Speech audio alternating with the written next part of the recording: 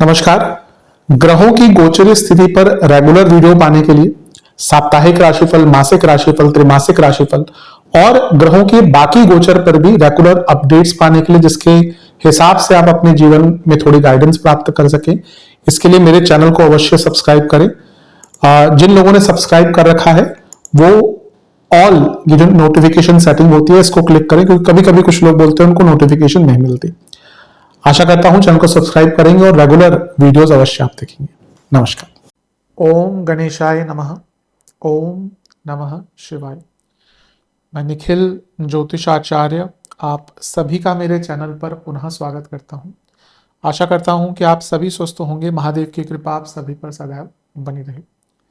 ये वीडियो मकर यानी कि कैप्रिकॉन के लिए बहुत विशेष है, क्योंकि यह वीडियो है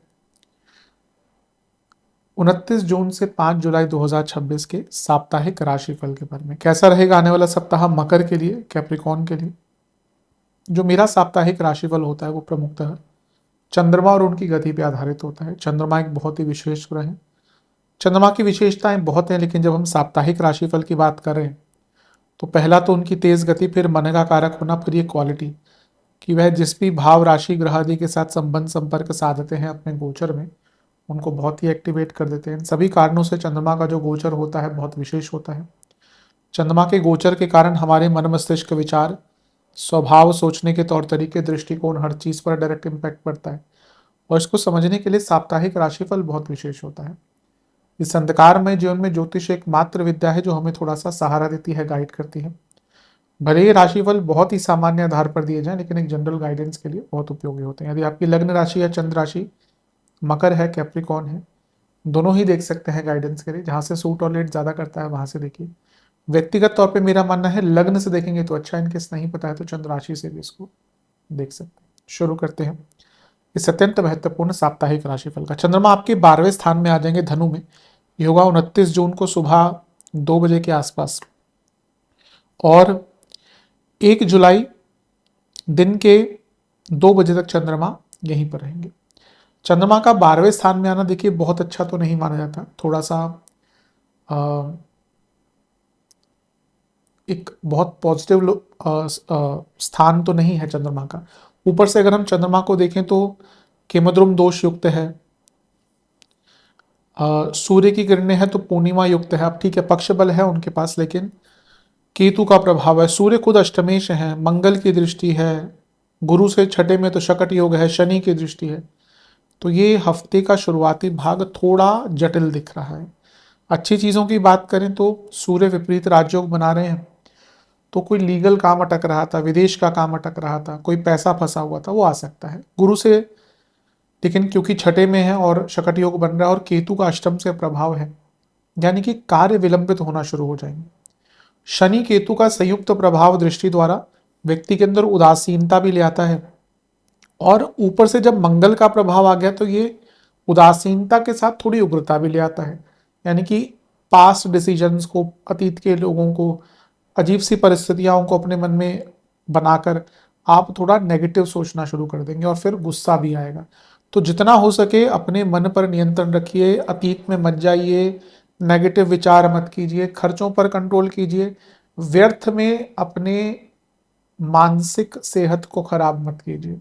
ये टाइम ऐसा ही है कि पुरानी बातें बहुत याद आएंगी, और उसके कारण आप अपने पूरे जो आपका मूड है उसको खराब कर लेंगे। ध्यान दीजिएगा इस चीज पर। उदासीनता भी थोड़ी रहेगी। सेहत का भी, फिजिकल हेल्थ का भी ध्यान रखना है। नवांश कुंडली, थोड़ा अकेला टाइम बिताइए। दशांश कुंडली, कार्य क्षेत्र में गलतियां होने की संभावना है, ध्यान दीजिएगा। बिजनेस में ना मैं एक ही चीज कहूंगा कि आप बहुत अच्छा कर सकते हैं, बस आप बदलाव नहीं कर पा रहे, विचार कीजिएगा। लव लाइफ, कभी कभी बात करना अवॉइड करना चाहिए पार्टनर से, ये वैसा ही टाइम है। वैवाहिक जीवन, अगर मन में कोई विचार है पार्टनर को लेकर तो डिस्कस कीजिए। स्टूडेंट्स, ठीक है, स्टूडेंट्स के लिए इतना बुरा नहीं है टाइम, काम बन सकते हैं। सेहत की अगर हम बात करें तो स्लीप डिसऑर्डर, जिनको कोई पेट के रोग है उनकी दिक्कत बढ़ेगी। पैरों की दिक्कत, इन्फेक्शंस, सर्वाष्टक, पंचम भाव बली है। बहुत ज्यादा व्यर्थ की बातें सोचेंगे जिनका कोई लेना देना नहीं होगा, और ओवर एज्यूम करके चीज़ों को और खराब करेंगे अपने मन में। 1 जुलाई चंद्रमा आपके लग्न में ही आकर बैठ जाएंगे, यानी कि मकर में, दिन के 2 बजे। और 4 जुलाई सुबह के 1 तक यहीं पर रहेंगे। चंद्रमा का लग्न भाव में आना अच्छा होता है। केंद्र के स्वामी हैं, लग्न में आकर राजयोग बना रहे हैं। गुरु की दृष्टि है जो उच्च के हैं। शुक्र का प्रभाव है जो योग कारक है, बहुत अच्छा है। गुरु आपके उपचय भाव के स्वामी हैं, तो जीवन आगे बढ़ेगा। 12वें घर के स्वामी है, पुनः विदेश के काम। योग कारक की दृष्टि भी बहुत अच्छी होती है, काम बनेंगे, करियर में आगे बढ़ पाएंगे। लक्ष्मी प्राप्ति के योग भी हैं। लेकिन वक्री बुध की दृष्टि थोड़ा तंग कर सकती है। 29 को वक्री हो गए थे बुध, तो अब वक्री बुध का प्रभाव है। अब बुध क्या है, आपके छठे घर के स्वामी और नवमेश। बॉसेस से मतभेद, घर के बड़ों से मतभेद। कहते हैं ना कि इंग्लिश हिंदी में कहावत है कि अपने पैर पर कुल्हाड़ी मार लेना। ये ऐसा ही टाइम है, कोई अपना काम अपनी जल्दबाजी में या बिना सोचे समझे करने के कारण या ओवर कॉम्प्लिकेट करने के कारण खराब करेंगे।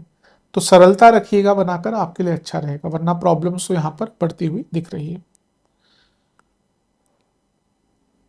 इतने ग्रहों का प्रभाव कभी कभी व्यक्ति को बहुत ज्यादा रिस्क लेने पर भी मजबूर कर देता है। वो व्यक्ति सोचता है कि अभी सब कुछ कर लेना है, और उस चक्कर में भी वो अपनी परेशानियों को बढ़ाता है। नवांश कुंडली मेरे हिसाब से एक ऐसा टाइम है जहाँ पे आपको जिस चीज में कंफर्ट नहीं है ना, उसमें रिस्क नहीं लेना। दशांश कुंडली कार्य क्षेत्र में जितना हो सके संयम से आगे बढ़े, काम करें। बिजनेस आप बहुत कुछ ठीक कर सकते हैं, बस आपको शुरुआत करनी है। लव लाइफ विचार कीजिए, कोशिश कीजिए कि लॉन्ग टर्म प्लानिंग करें। अभी आप दोनों के ना कोई लॉन्ग टर्म प्लानिंग नहीं है, इसके कारण चीज़ें आगे नहीं बढ़ पा रही। वैवाहिक जीवन, पैसों को लेकर मतभेद हो सकते हैं, लेकिन बाकी सब ठीक है। तो पैसों की बात को थोड़ा आराम से हैंडल कीजिएगा। स्टूडेंट्स, ये एक ऐसा समय है जब आपको ना अपनी कमियां दिखेंगी, और कभी कभी ऐसा समय आना बहुत अनिवार्य होता है।